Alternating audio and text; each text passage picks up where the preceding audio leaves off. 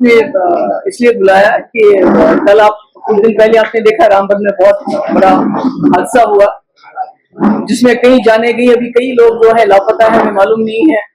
बहुत सारे गाड़ियां दब गई हैं, मलबे के नीचे हैं, होटल मलबे के नीचे है और इस वक्त सड़क बंद है, जिसकी वजह से वहाँ बहुत सारे जो पैसेंजर है, बच्चे हैं, औरतें हैं, बूढ़े हैं, बहुत ही मुश्किल हालात में हैं।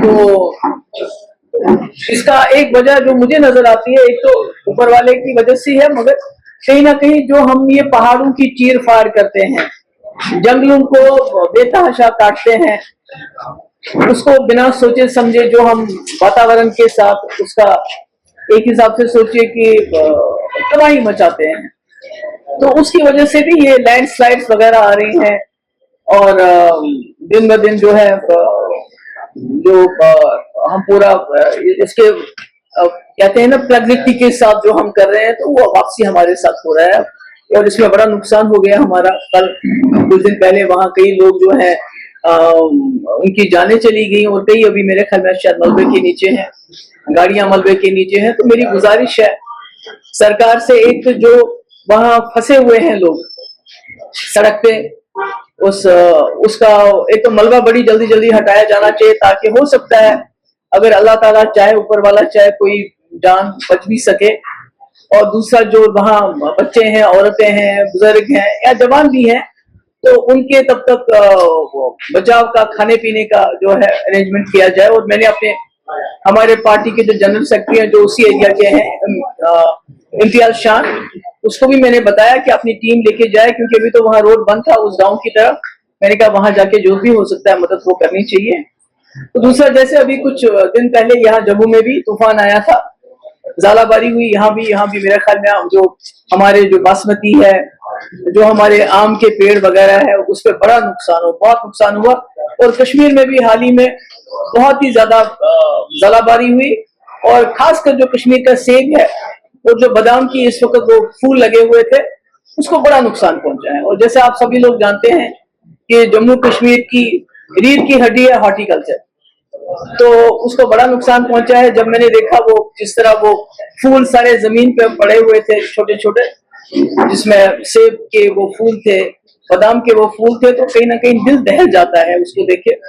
तो इसमें मैं समझती हूँ कि सरकार को हर जगह टीम्स भेज के देखना चाहिए कि कितना नुकसान की हम भरपाई कर सकते हैं, कितना हम आगे चल के किसानों को, चाहे वो जम्मू में है चाहे कश्मीर में है, कि उनकी क्या मदद कर सकते हैं। उनको जो दवाइयां हैं, खाद है, क्या वो हम कम से कम कीमत पे उनको दे सकते हैं, ताकि उनका जो बोझ अभी है, जो इसके नुकसान हो गया, कहीं ना कहीं उसकी भरपाई हो जाए और कुछ कंपनसेशन के तौर से भी उनको दे दिया जाए। तीसरी बात यह है कि हमने, जैसा कि आप जानते हैं कि हमारे जो एमएलएज हैं असेंबली में, बहुत ही आज भी मेरे ख्याल में कहीं धरना चल रहा है डेली वेजर्स का। तो हमारे असेंबली मेंबर्स ने 3 बहुत ही अहम बिल लाए थे, जिसमें एक तो डेली वेजेस को रेगुलराइज करने का, जिसमें मेरे वक्त में काफी पेशरफ्त हुआ था, हमने बायोमेट्रिक सबका कराया था।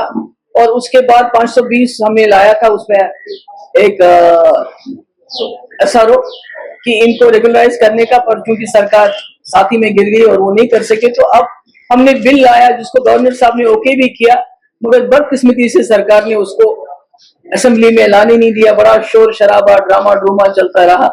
तो मेरी सरकार से गुजारिश है कि आप इन डेली वेजेस को जल्द से जल्द रेगुलराइज कर सके, क्योंकि जितने भी हमारे डिपार्टमेंट है, PHE हो, R&B हो, पावर डेवलपमेंट डिपार्टमेंट हो, इरिगेशन हो, हेल्थ हो, R&B हो, जितने भी डिपार्टमेंट है वो डेली वेजेस के बलबूते पे चलते हैं। और ये बेचारे जो है फाका कशी की हालत में जिंदा है। अब 20-20, 25-25 साल से काम करें, उनके हालात बहुत खराब हो रहे हैं, तो इनको जल्द से जल्द रेगुलराइज किया जाए। दूसरा, हमने बिल लाया था कि आपको पता है पूरे मुल्क में इस वक्त बुलडोजर का बड़ा फैशन चला हुआ है, और यहाँ भी वो शुरुआत हो गई थी, मगर किसी वजह से थोड़ा बहुत रुक गए। जब हम भी दिल्ली गए, पार्लियामेंट के सामने धरना वरना दिया, मगर अब फिर कहीं ना कहीं लोगों को नोटिस दिए जा रहे हैं। मैंने सुना बटंडी में भी और कश्मीर में भी। तो हमारी एक बिल आई थी हमने कि जो जहां रहता है सरकारी जमीन पे, खासकर गरीब लोग हैं, गरीबों के स्कूल हैं, तो उसको रेगुलराइज किया जाना चाहिए। इस बिल को भी लेफ्टिनेंट गवर्नर साहब ने ओके किया था, पर इस बिल को भी डिस्कशन में नहीं लाया गया। इसके अलावा हमने बहुत अहम रेजोल्यूशन लाए थे एक तो ये हमने लाया था कि इलीगल माइनिंग, एक तो इलीगल माइनिंग के लिए हमने ये कहा था कि जो माइनिंग है उसको रेगुलराइज किया जाए। मगर मैंने सुना है कि अभी जिन्होंने ऑक्शन पे माइनिंग के कॉन्ट्रैक्ट्स लिए थे, जिन्होंने तमाम जो उसमें जो भी रिक्वायरमेंट्स थी पूरी करने के बावजूद उनको क्लियरेंस नहीं मिल गई है, उनको बंद किया गया है। और जो माफिया है माइनिंग का उसको चलाया जा रहा है, क्योंकि उससे हफ्ता लिया जा रहा है।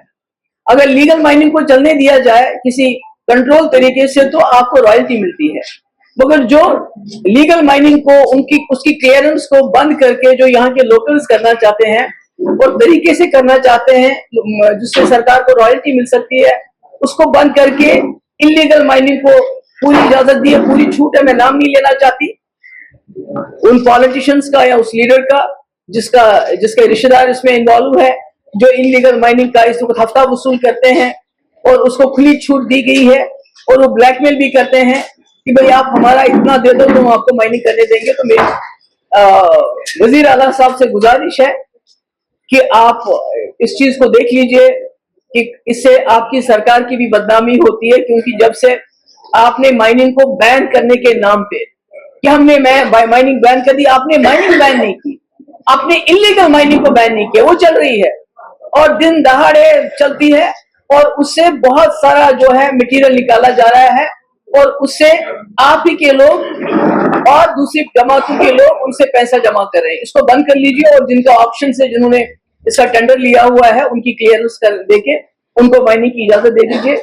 और हमने एक रेजोल्यूशन ये भी लाया था कि वन टाइम माफी मिलनी चाहिए जो गरीब लोग हैं। बिजली फीस किसी के जो 2000 आने थे या 1500 महीने का था तो उनकी लाखों में इसकी बिजली फीस है, कमर टूट गई है लोगों की। हालांकि सरकार ने कहा था हम फ्री बिजली 200 यूनिट देंगे, वो तो नहीं दिए। और जो बिजली फीस है हमने रेजोल्यूशन लाया था इसको वन टाइम माफी देना चाहिए, पर उसको भी नहीं उठाया। बाकी आप इसके अलावा कोई सवाल पूछना चाहें तो पूछ सकते हैं।